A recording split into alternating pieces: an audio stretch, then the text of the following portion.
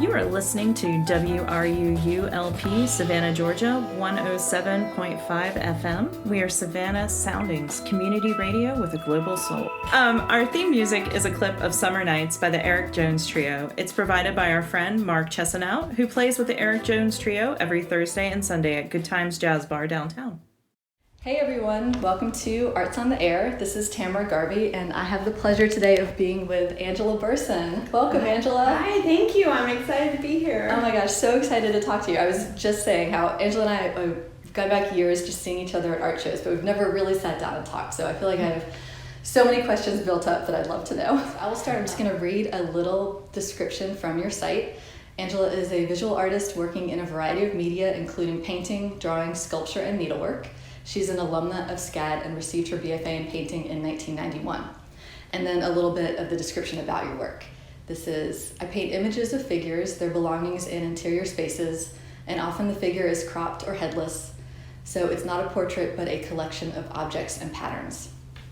All right. Great way of putting it. I feel like for local Savannahans, your work is so recognizable and you have such a strong statement that if people know you and your work, then they can completely picture this. So if you don't know Angela, maybe take a second and Google it, Angela Burson, and then you'll see her images and you'll be like, oh yes, it's just, you have such a clear vision of your work. I love it. Okay, so I wanted to start, so you got your B.F.A in 1991. What year did you actually come to SCAD? I came to SCAD in 1988. I went to college for 1 year at a liberal arts college in Missouri, where I'm from, called William Jewell, and then I transferred because I decided that art was my thing. Okay.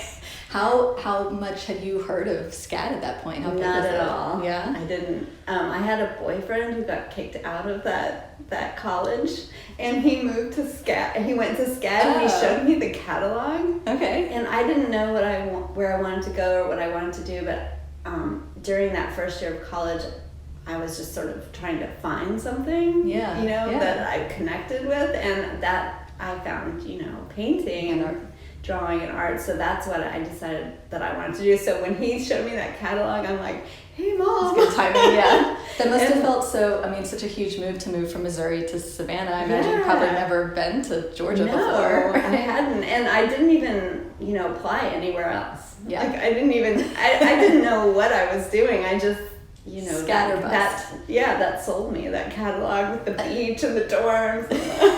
What did you think when you first got to town? What were your first feelings? I remember it vividly because we drove, my mom, my sister, and I drove here, and we got out of the car, and my mom's like, because of the humidity. And just like, I just remember that opening the door to the car and just that hot, wet, it was like August. Yeah, you were not ready for that, right? And it was, so that's my first initial memory, but then I thought it was really beautiful. I loved the old, I lived right across from the cemetery on Oglethorpe. Oh, okay. The colonial, park. yeah. So when we, I opened the door right there. Wow. And I thought, oh, this is so creepy and cool. And the grass was really long in the cemetery. In the cemetery, it wasn't cut or anything. Wow. It was almost a little overgrown. I imagine back then in the city they didn't have departments yet to be really maintaining. Yeah, I mean it was open and you could go in, but it was not clean.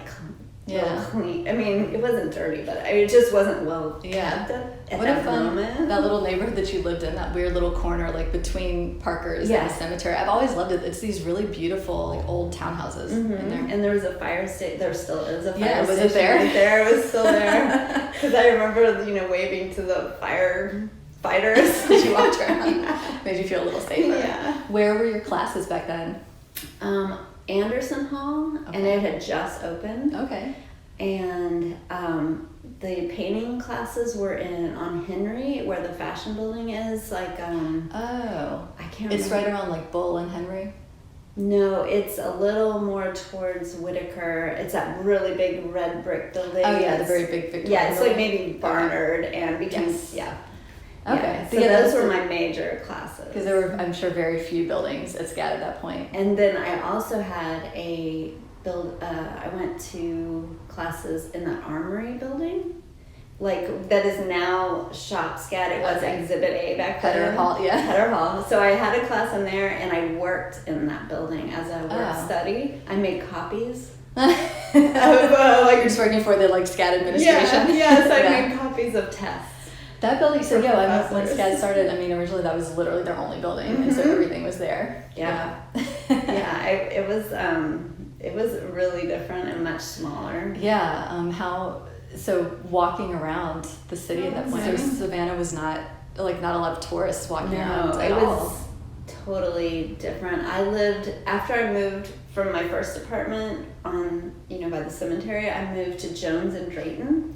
Oh, and amazing. I lived on the top of the house. There's like a house right there where there's like a little parking lot next to it. I lived on the top floor of that. I can totally It was like $250 a month. Gosh, on Jones Street. Incredible. Yeah. And my balcony was held up by a 2x4.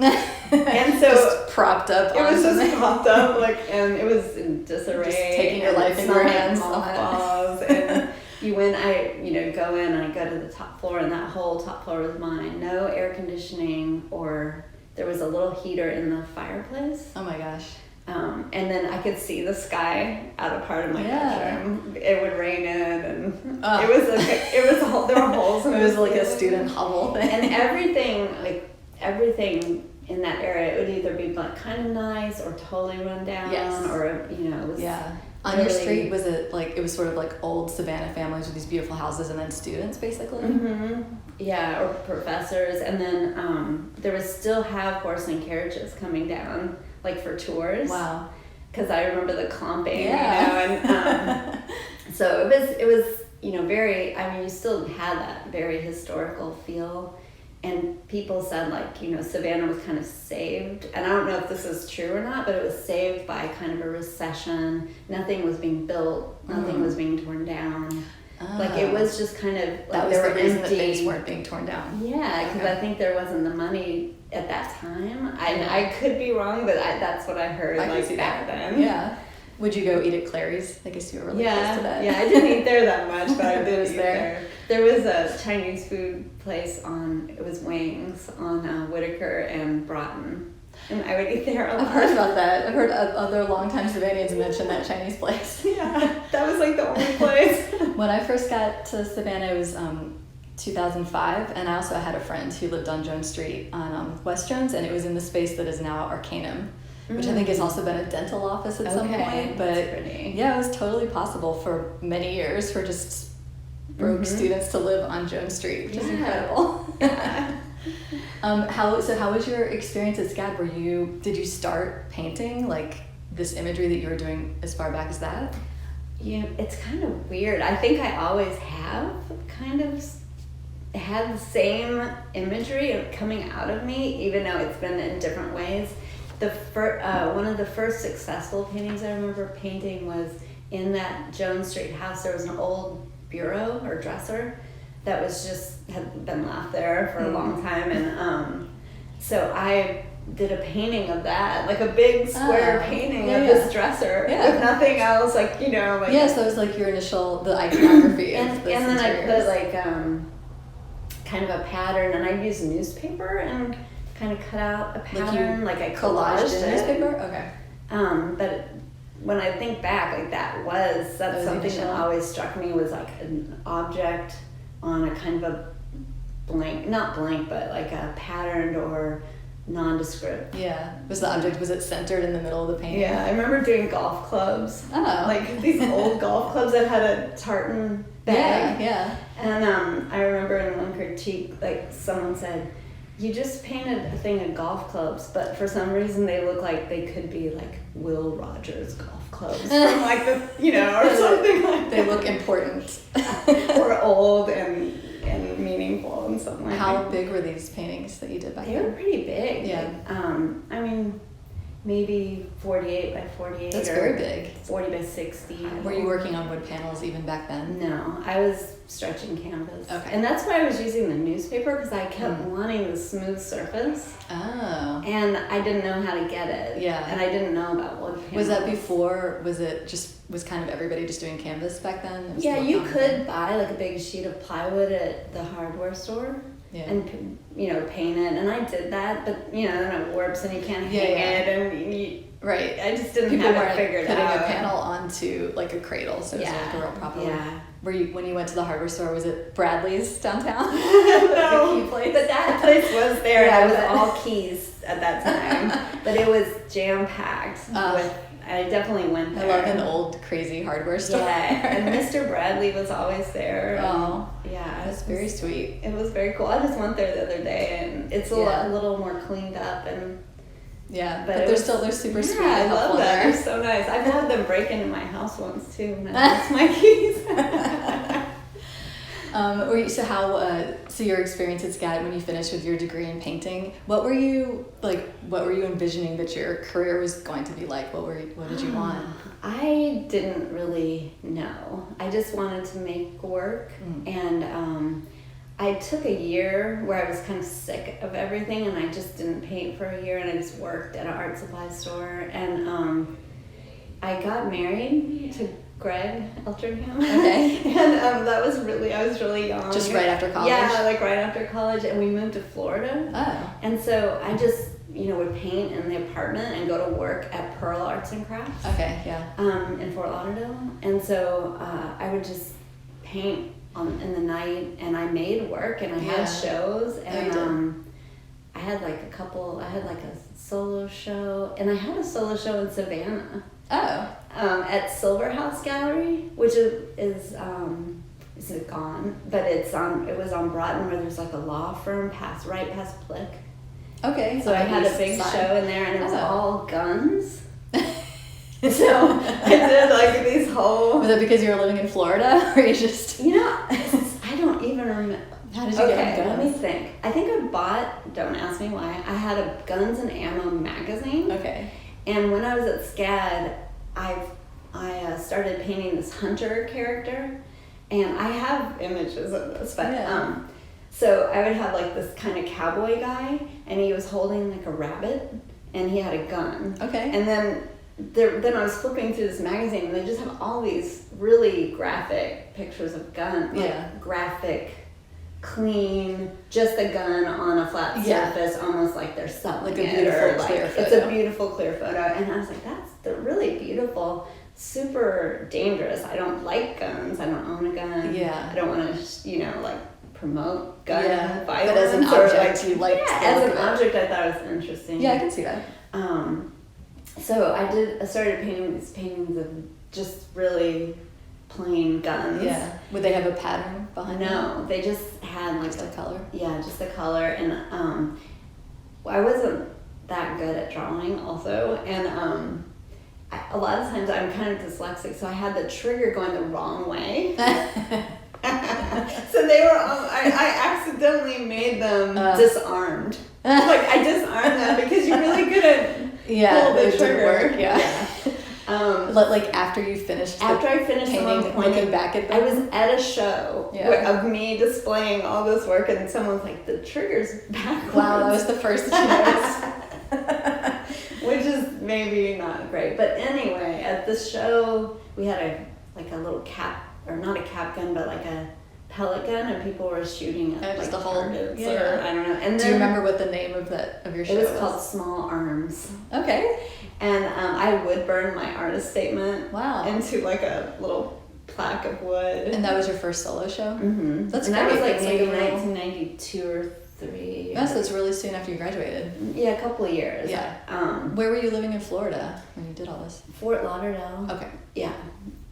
Because Greg was teaching at Broward College. Okay. Which is in Davie, Florida. So you stayed in Fort Lauderdale until 5 years after, and then moved to Missouri, which is where I'm from. Oh. And continued along all this, Yeah. I stopped with the guns because a lot of people that went to that show actually ended up purchasing guns and going to the gun range and stuff, and I was like, they told you later that happened. And I was like, I don't love that. Yeah. Also, it's like you want them to have purchased your painting of the gun, not to be inspired. Or if you wanted the gun so much, you couldn't have supported my art. I don't even remember if I sold any of that or not. I don't remember. But then you felt weird because you I felt inadvertently inspired us. Yeah, because I didn't really think about what I was. I mean, I don't know. I was young, and I just thought it was interesting. Yeah, it's really interesting early lesson about the power of what you're putting out there. Exactly. And not being able to control the outcome. Exactly. So I think there is something to that, which I completely moved away from that. And during that time, I was kind of exploring toys, like tin toys, because my my grandparents passed away, and they had a lot of my dad's toys. These are like old 50s and 60s toys? 40s and 50s, yeah. Maybe even late 30s, like some of these really old tin, like you can look them up, but they're cars, like cars and like trucks and would it be like slingshots and like yo-yos? It was like yo-yos a thing? I wish I had my book. I had the whole book of toys, but they were just like my dad had this big truck. It's about this big and had little metal wheels and it's all steel. Yeah. And it's painted kind of vibrantly. It's like a red I can picture that. Blue truck. And he took masking tape and wrote Burson's trucking service. Oh my gosh! And it has like a license plate and he made all this, and I had that on my mantle at my house. So anyway, I started to get inspired. I started to get inspired by those, and that's kind of what led to the ships. Right. And those were all like tin toys. Your series of sort of yachts. Yeah.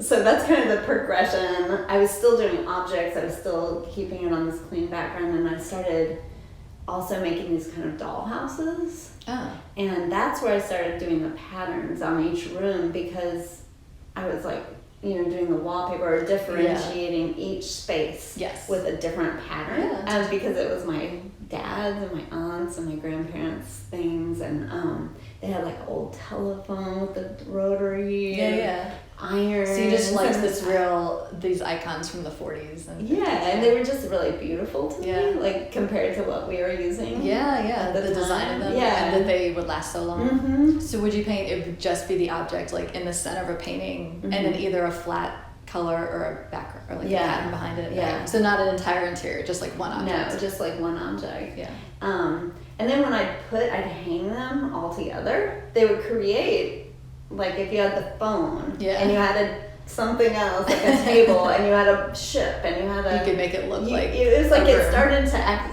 you put it together, and they're speaking to each other. So you're creating something by putting these objects next to each other. It would be funny to see on the wall because they'd be huge. So it would be like an enormous telephone, an enormous toy room. Now this, I started working smaller. Okay. Like the guns, I think after I got out of SCAD, I scaled down just because when you're living in a one-bedroom apartment, and you're going to be moving around. And Greg was also painting, so we'd have big easels in the living room, and I had like a table, so it was like it was like all studio. Yeah, between the two of you, you had to keep the size down. So I was still painting, when he's napping, when you could, doing sketches. I had like tons of like journals.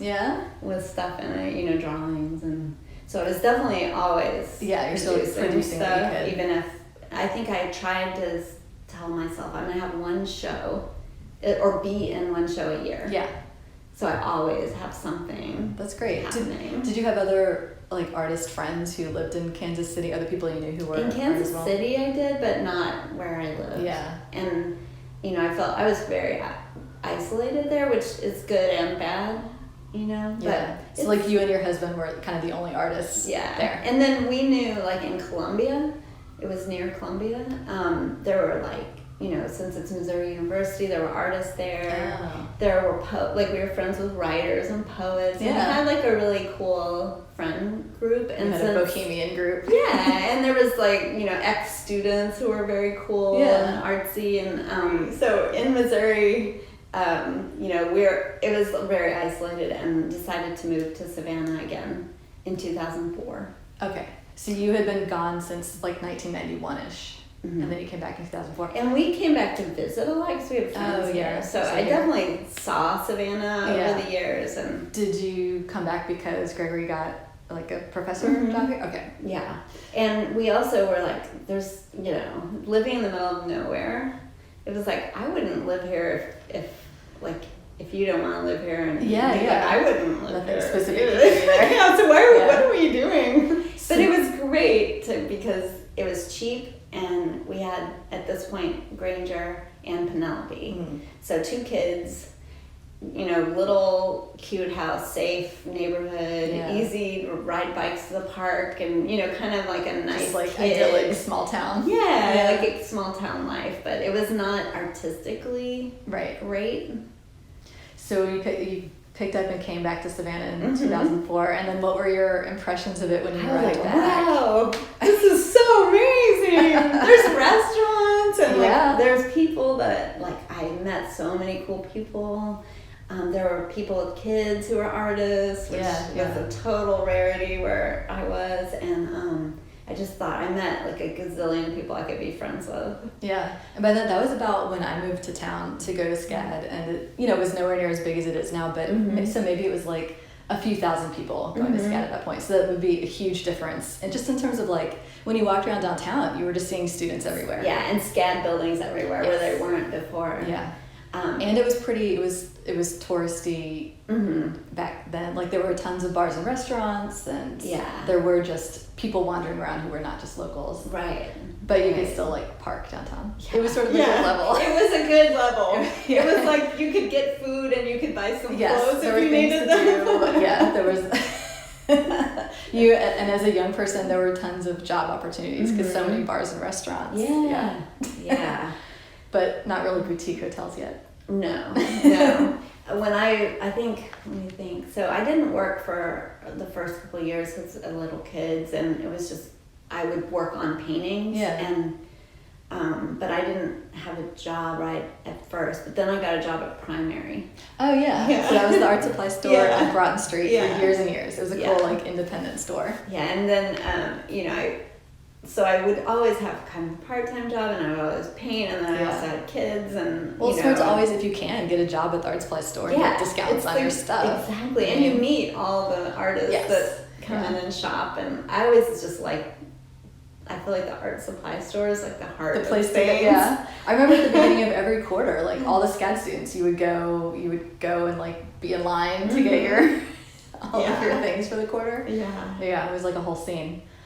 Where did you live when you came back to town then? So 32nd Street, between Aberhorn and Lincoln. Okay. And we bought that house. And there was no maybe one other house that had people in it. It was very empty. And I remember the real estate agent not wanting to leave her car there. Wow. And I was like, you want us to buy a house and you don't think it's safe? She maybe didn't want you to actually buy that house. But she's like, no, you're right. And then we left it, it was fine, and we bought the house. That's funny, I remember during that era, it's because also SCAD, it was still small enough that of all the students, everybody lived in the Victorian district.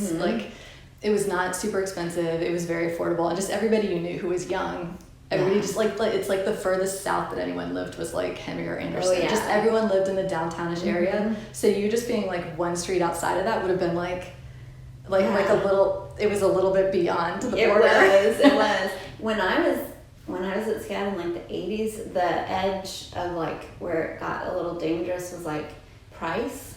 And Gaston. Yes. And and then maybe Barnard on the other side. I remember, way back in the day that Gaston was the edge of what the real downtown people considered. And then the Victorian district would have been this no man's land. And when we were in SCAD, Greg lived in the Victorian district on 31st. And Lincoln, and he paid $65 a month. Crazy. And it's a beautiful house. It's an amazing house. I think all the rents that I ever paid in the Victorian district were $300 to $400 or something. Yeah. Crazy. Okay, so then at what time did you start having shows in Savannah? I started entering the SCAD shows. Okay. And I think 2006 was the first kind of, I put some ships in this show called Cross Currents. And that was at what was then the Red Gallery, which is now the Goodstein Gallery. Okay. By the library. So I had just a couple shows in there. Yeah. And that was the whole start of my SCAD connection, coming in to being like feeling like the administration discovering you. Yeah. So I think President Wallace was there, and she was like, I love this, and she said, I'm gonna buy this, and welcome to the SCAD family. And, did she buy it for herself? No, personally? No. Okay. But she was like super sweet, and I was just like, wow, that was a great experience, and I felt very like a part of it just from that simple the president of the college you bounced with, that's great. From that simple interaction. Were there other artists who are still in town that people know that you remember showing with at that point? Was Marcus Kenny has been here for a very long time? I mean, I remember seeing his work, and it was already like at the Jepson and stuff. As far as I remember, I could be totally misremembering, but I remember Genevieve.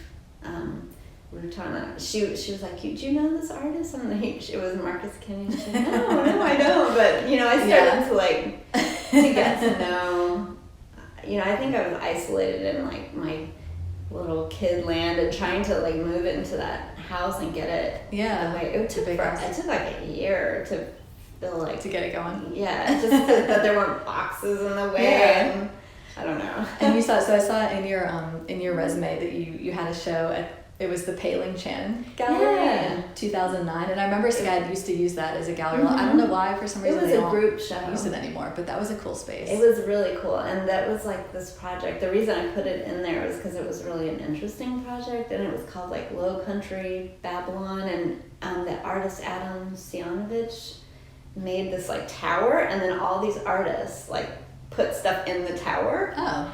And like it was a 3D tower. Yeah, but you couldn't really walk up into it, but it was sort of spiraled up in that gallery, which had a high ceiling, like a big dollhouse kind of thing. Kind of, okay. Yeah, but it was kind of more of a a tower, and there was just stuff like screwed into it. Oh yeah, it was really cool. What did you make for that? So it had to be Savannah themed, and I made a pair of socks, with like tube socks. Okay. On a red striped background.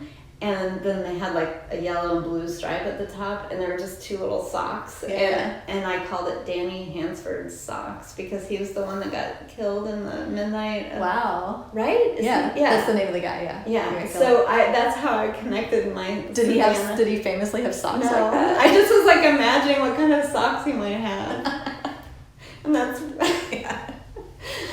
but that was my piece, and I still have it. Actually, I saved it because I really liked it. I've seen paintings of yours that are just like the tube socks hanging down with a pattern. So I don't know if it's that specific painting or if you then got onto a series of socks. I definitely got interested in socks because that's one of the things that when I'm if you're on the airplane or you're sitting around people watching, I always look at people's socks. Oh yeah, because that really tells you a lot about like.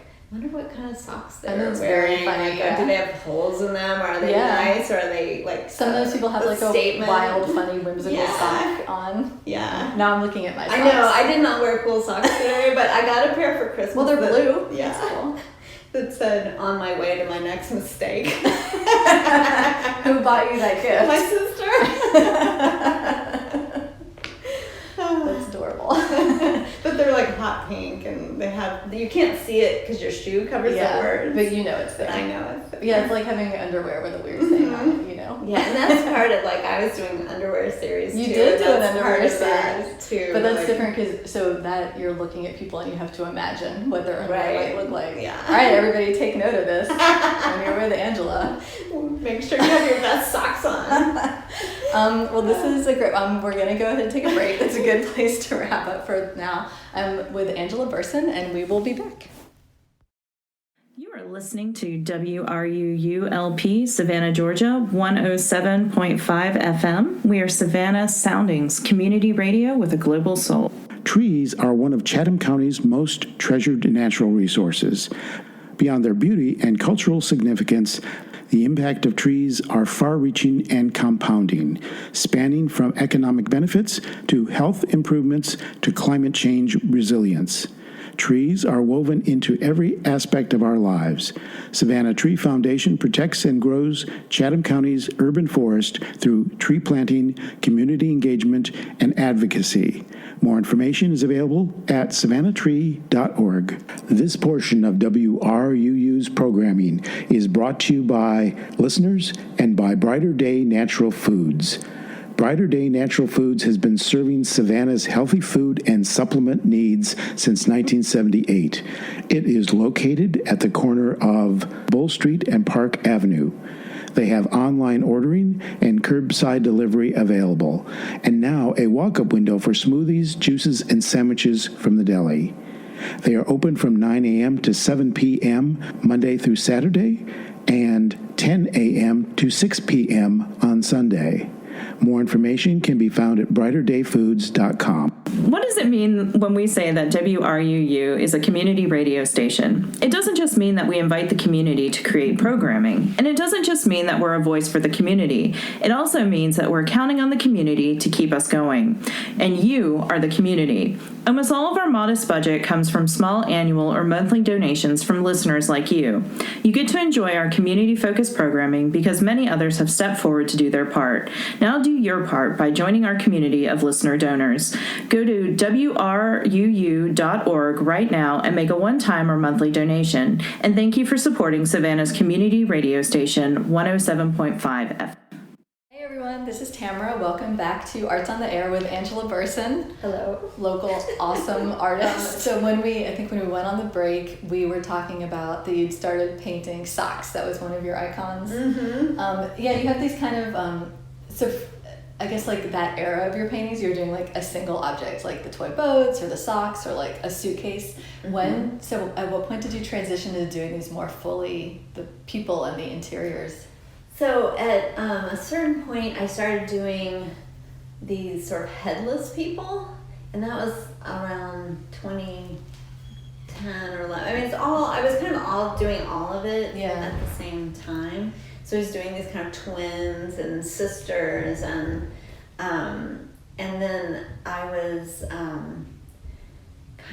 I was in a major life transition, and I was thinking about like baggage, and I was doing already kind of incorporating some of the luggage, and I was thinking like, of packing up or moving or traveling or emotional baggage, and a lot of layers to it. So I started kind of, that's when that sort of started to come in, and so I was doing these kind of figures, and then I started cropping the figures, and I was doing two heads, and that was a certain, I didn't do that for too long. You were including the heads for a while. Right. Yeah. And so then I had one figure with no head and almost like a mannequin, like with a dress, and I have some paintings from 2006 that just have clothing. Okay. Because I went through this time where I was doing these paper dolls. Oh. And so you get those the little clothes with the tabs. The tabs, yeah. And so I was doing these sort of paper dolls. So all these things were floating around me, and I think they all started to come together and become in one painting. So there would be like a person holding a bag. So no longer was it just a piece of like a dress. Right. But they were they were just cropped, they were holding a bag, they were going somewhere. Yeah. They had I always gave the woman her purse and her luggage and maybe a symbol of some kind.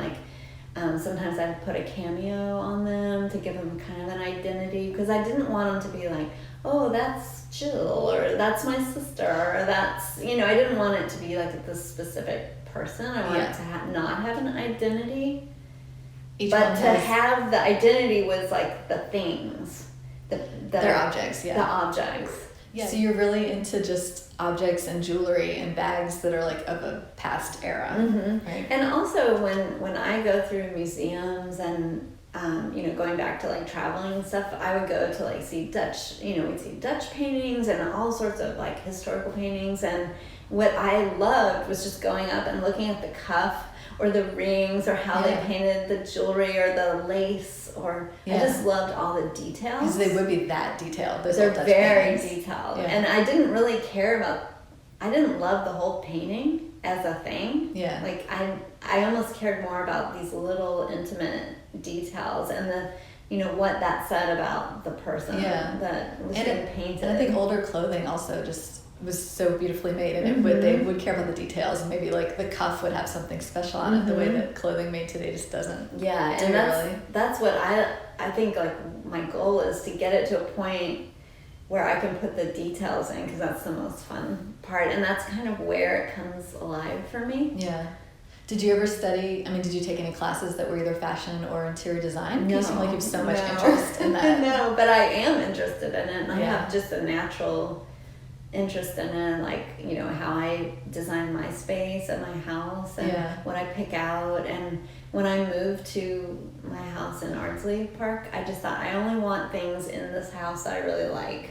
I don't care if I have like one chair in the whole place. It's gonna be like it's something that I like. So I you know, set out to kind of pick out these certain objects, and things were, I didn't buy anything really. I just sometimes I'd trade things, or it would be things from my family, or that's nice. And which is kind of what happens in my paintings too. Do you look at to get inspired of the objects, do you look at magazines or do you go online? I have a couple books that I go to. I have this like menswear book that's like the history of menswear. Oh. And so it goes all the way to like these stiff collars and, you know, spats and, you know, shoes. And then it goes all the way up to like modern times. And I love vintage clothing, and I don't have anything specific. I just, sometimes I see something and it just comes to me, like, I love that. Like, there's this one Tom Ford suit that is for a woman, and it has like cropped sleeves and a pleated skirt and pockets. Like, I was like, oh my god, that looks like my painting, you know. And so I'll use that little suit as a basis for a lot of my work. Or like if I have the woman holding the camera or something like that, she's got a very specific suit on, and and the old-timey cameras. Yeah, and so I was doing all these men's suits with ties, and I really liked doing that, and I thought, I want it to be a female, or it doesn't actually have to be a female, but like I just wanted like a tie on this powerful symbol, but on this sort of like dress. Yeah. And so I just designed it, you know, like, it's just very simple. It's like just you came up with a shape for a shape, and then I just embellish or change things, and but yeah, I didn't really look at anything specific. I think, well, it's cool, being in Savannah, because I a lot of times will leave the house and just go to like either Pick or Joe or like the Wright Square Antique Mart and just walk around and look at like, we have all these really cool antique marts here, so I would imagine for you too, you can just like go out and look and like see really cool chairs in person, or look at vintage clothes and take photos of cups and stuff. Yeah. I go to Pick or Joe's. I buy things at Pick or Joe's. So one of my main things in my paintings is this mid-century bureau, and I own that. Like, I bought it at Pick or Joe's. I know that bureau. I remember that from your paintings. And I also, like, you know, I'll go through, and they had an old pair of ice skates, which I haven't really used, but I took a picture of them. That's great. And I just, you know, if something, I'm always not consciously looking, but when I see something, I take a picture and I print it out. And I have this huge... Oh, you have your stack of... I have my whole stack of, like... They're all, like, postcard size? Wow, that's a lot. Yeah. You have cats, too. Yeah, but that's like a Tom Ford... And it's headless. Yeah. I don't care about that. But anyway. You need a little filing system. I do. They're just, like, a really random So, like, I love this... It's a picture of David Bowie. He's wearing, like, this awesome striped tie and this cool lapel shape. I feel like the position of his hand holding the cigarette is your thing as well. Yeah. So I have this collection of photos, and I reuse things, and I'm always printing stuff out. I sent you a photo of an amazing chair that I once bought at Burton's on View that I was like, I'm gonna send this to Angela. Maybe someday she'll use it and immortalize this great chair that I have. I did want to ask you if you ever, so I'm sure like people make this connection of your work to like Wes Anderson paintings or Wes Anderson movies all the time, but I didn't know if you'd ever like specifically painted any of his characters or any of his clothing or anything? I have definitely painted one dress, and that was in Moonrise Kingdom. The girl has the dress that's pink with white cuffs and a white collar. Yeah. And I did a painting, like a pretty old one. I guess right after that movie came out, that was just that the dress. cuffs and collar was your thing. Yeah. I like in your paintings there's certain like icons that you do tend to repeat a lot, and I notice you do a lot of times the women are holding flowers, and there's a lot of like baby's breath, which I think is so beautiful, and it's like so delicate, and I imagine you have to use a tiny brush to do it, and I imagine by now you're really good at doing it. Like there's certain things I paint a lot, like trees, and I don't have to think, I can just do it, and that's how I picture you with like the baby's breath. Yeah, I don't know how it was a Queen Anne's lace originally, but I've modified it to be like, it's just kind of like, that's say it's not really based on reality. It is. Originally it was supposed to be that, but I feel like I've just made it this thing. The look of it is so beautiful. It's so delicate. Thank you. And I love painting it, but sometimes I feel like, okay, you have to change it up. You cannot keep painting the same thing. So I go back to it every now and then. Yeah. But I also try to like branch out and try to find like other things, because I feel like I need to. Yeah. Not just. You got a little too deep into it? Yeah. What are some objects that you just love, like the actual physical doing of them? I love the suitcases. Like, I was thinking I want to do a painting of someone sitting on like a Louis Vuitton trunk. Or like, not the real brand, but like that you wanted style. The pattern of the Louis Vuitton. No, I don't think I want to do I would make my own pattern, but But a trunk is such a cool thing. Yeah, it's like a bigger suitcase. And you need two people to carry it. Yeah. So I'm that's in my future. And but I love doing the suitcases. I really love doing the flowers.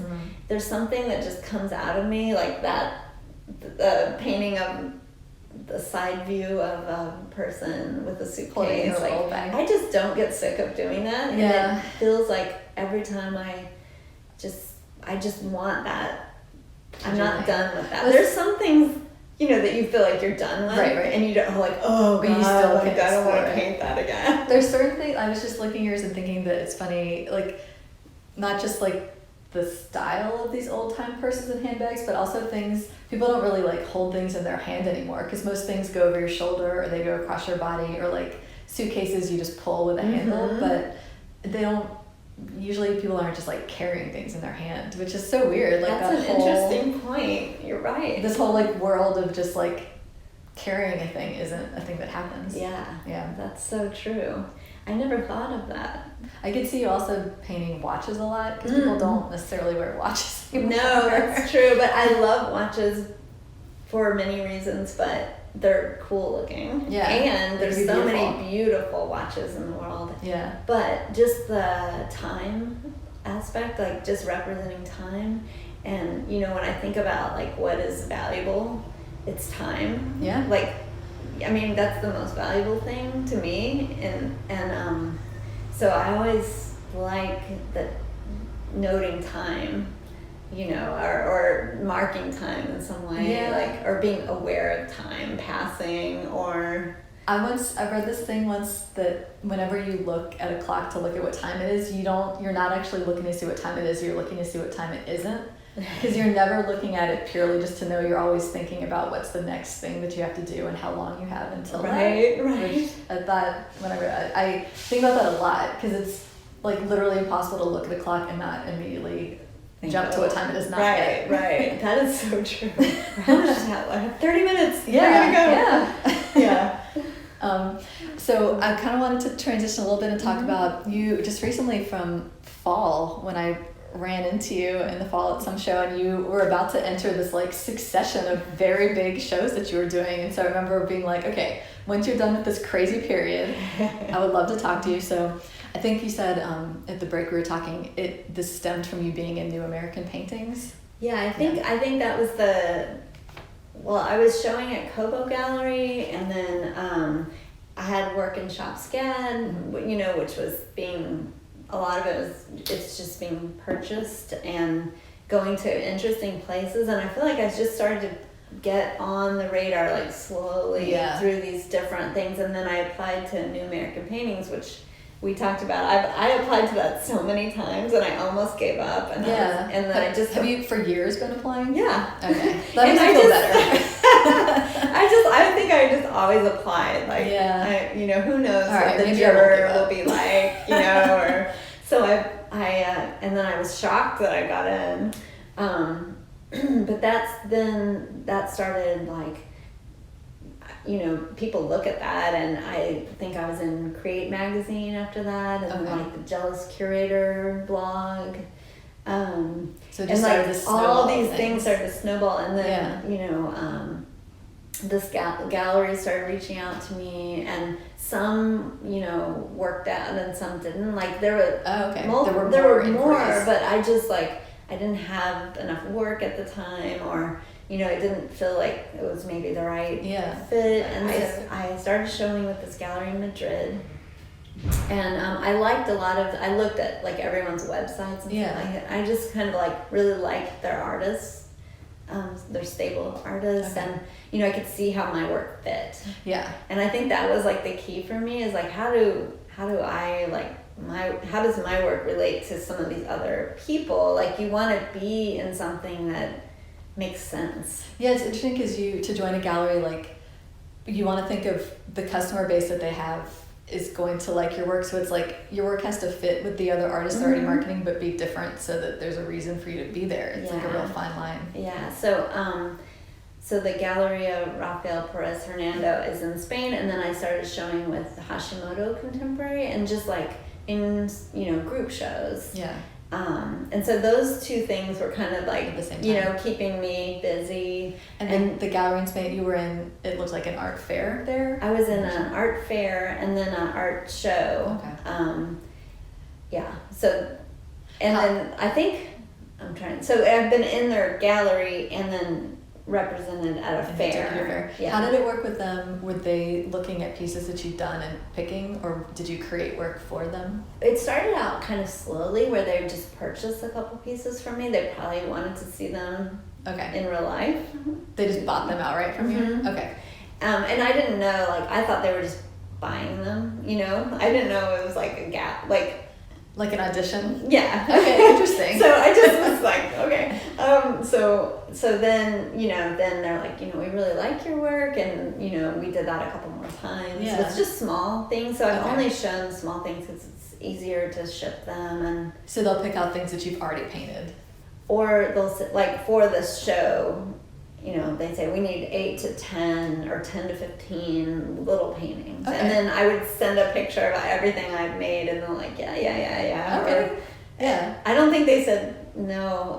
Maybe one or two that was like, nah, Yeah. So that's kind of how that worked. And then at the same time, I started, this woman in New York, Yitong Wang, she saw my work in Shop SCAD. And so it was completely different from the New American Paintings web kind of thing.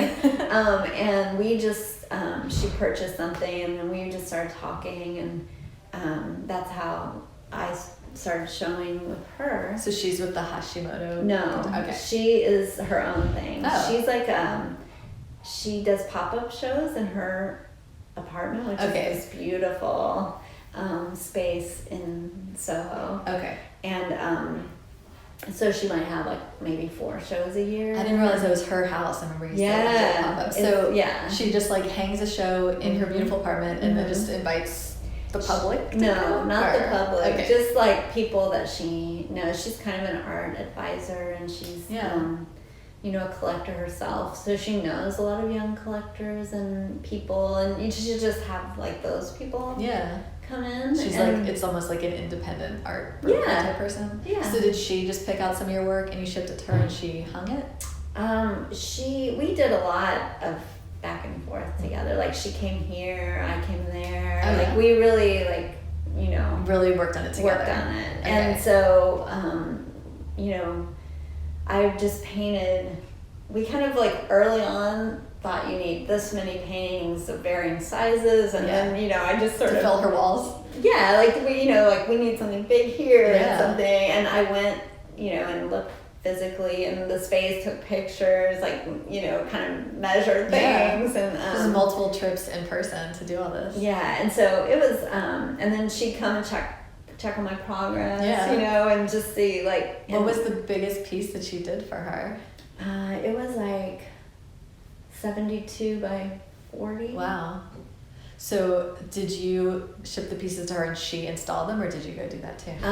She sent like an art handler, and they came and picked everything up, took it there, and she had a installer. Okay. And I went too again, and like, you know, after the pieces arrived, like I came and spent like a week plus there, like, you know, setting it all up, the meeting, and we didn't have like, since it's her own home, like we would just have like people come in, like a few people at a time, and just kind of have, you know, a nice casual one-on-one chat. You're just sort of available for people to come through. Yeah, to meet, you know, and you know. When you went to New York, did you have time to go to museums or galleries or anything? I did a little bit. I saw the Merritt Oppenheim show and the Alex Katz show at the Guggenheim. Oh, I could see Alex Katz being really inspiring for you. It was so good. Yeah. And Merritt Oppenheim was at first I was like, oh, you know, I'm not sure, but I loved it. I'm gonna look at that. I loved it. Cool. So it was. I got the catalogs for everything. everything. Did you go to any vintage shops to go scout out for new purses? Oh gosh, I can't remember. I feel like you're thinking it's like cuffs and purses. We did go to canvas. vintage shops, but you know, I feel overwhelmed in some of those. Like they're huge there, and some of them are like too much, and I just To me, visually overwhelming. Yeah, it was visually overwhelming. But we did a lot of walking and eating. How did you? And then I did a lot of. I was working, you know, because I don't know, you know, you have to go, and I was in my work head too. And but did it feel really overwhelming just being in New York, like the crowds and everything? No, or did you like? I liked it because I stayed really close, so that I didn't have to do much. Yeah. I just knew how to get there. And she was in Soho, it's such a cool area. And she's so nice and cool. Like, it was not a problem. And it was like, you know, you can get everything in that area. Yeah. So, amazing Chinese food. Yeah. Close by. Yeah. Could you see ever moving there? No, I don't think so. Yeah. Just because I would, but it's just a lot more expensive than living in Savannah. So I feel like I don't want to make myself, like not be able to afford living.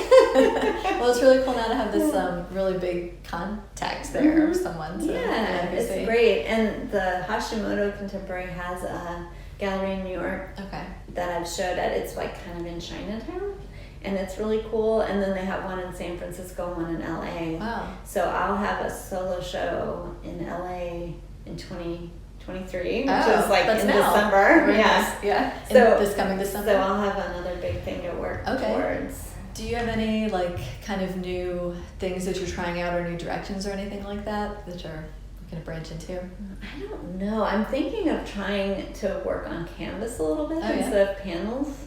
Why is for big things? Oh, sorry. Because I feel like the panels, when you get really, really big, they're so heavy. Okay. I just thought it might be easier to transport, and then you know, it's hard to find big panels, and I don't know. I just feel like once I get to a certain size, that the panel is not the answer.